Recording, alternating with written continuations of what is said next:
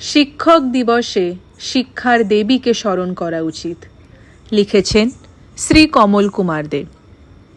শিক্ষক দিবসের দিনটি পালিত হয় ভারতের রাষ্ট্রপতি সর্বপল্লী রাধাকৃষ্ণনের জন্মদিনটি কেন্দ্র করে।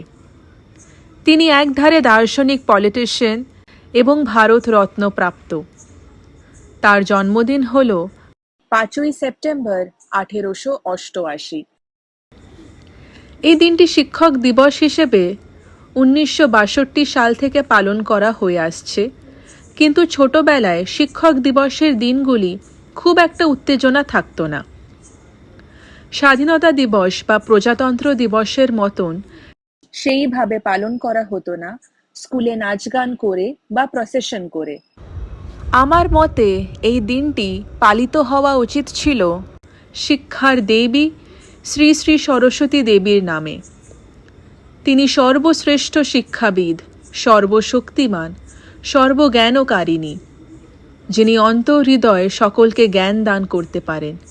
তিনি জ্ঞান দান করার ক্ষমতা রাখেন। যাকে পূজা করলে বা কায়ো মনে প্রার্থনা করলে আমাদের জ্ঞানও বৃদ্ধি হয়। সেই সর্বশক্তিমান সরস্বতী দেবীকে শিক্ষার দেবী হিসেবেই গণ্য করা উচিত, অর্থাৎ মান্যতা দেওয়া উচিত। তাকে কেন্দ্রীভূত করে শিক্ষক দিবস পালন করা উচিত বলে আমি মনে করি। যিনি জ্ঞানের দেবী, শিক্ষার দেবী, বিদ্যার দেবী, তাকে শিক্ষক দিবসে সেলিব্রেট না করে, অর্থাৎ পূজা না করে, শিক্ষক দিবস কি প্রকৃত রূপে পূর্ণ হয়?